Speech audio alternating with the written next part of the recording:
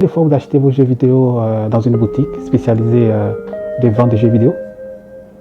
La réponse, ça sera peut-être bon, on n'achète plus parce que on a les jeux qui sont disponibles en ligne. On peut les télécharger et puis c'est accessible. On n'a pas besoin de quitter la maison. Vous voyez? Donc le marché réfléchit comme vous. Pour le marché, GameStop, c'est une entreprise, c'est une entreprise qui est potentiellement faillite. C'est une entreprise qui va fermer bientôt ses portes. Donc le marché anticipe la chute de GameStop. Donc le marché se prépare à la chute de GameStop. Ce qui s'est passé réellement avec GameStop, vous allez comprendre que le système, système a des failles. Et que ces failles peuvent créer un bon ensemble. Ce qui s'est passé avec GameStop.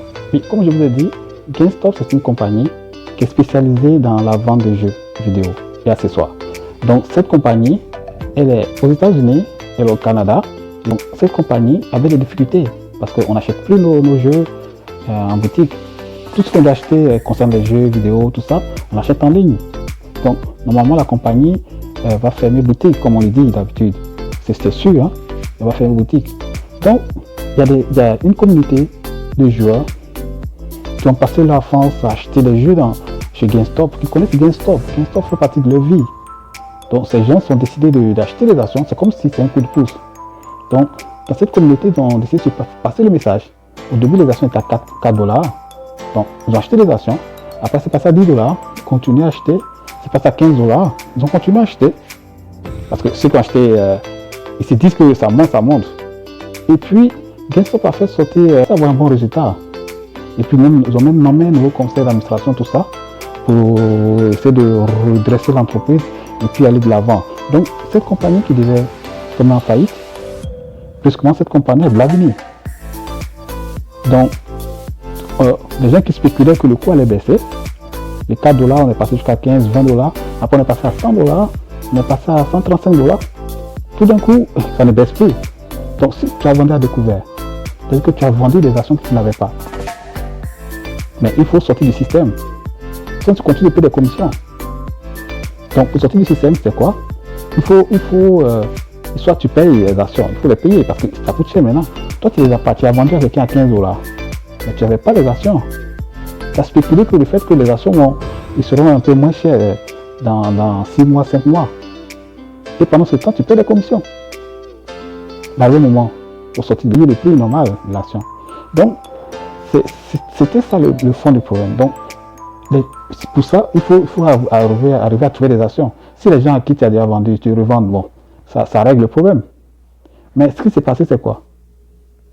L'ensemble de la communauté a vu venir la chose.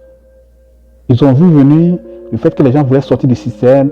C'est comme ils ont fait la spéculation, ça n'a pas marché, ils veulent sortir du système, tout ça. Ils ont décidé de ne pas vendre, ils ont fait passer le message, tenez bon, ne vendez pas. Et les gens n'ont pas vendu. Bon, il y a certains qui ont vendu, hein, mais la majorité n'ont pas vendu. Donc, ça veut dire que sur le marché, les gens sont là pour acheter des actions.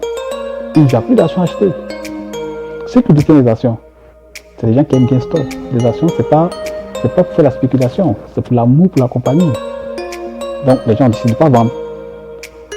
Qu'est-ce qui se passe? Peu d'acheteurs, peu de vendeurs. Donc tout d'un coup, le cours de l'action a pris un cours positif et c'était insoutenable pour les fonds de spéculation.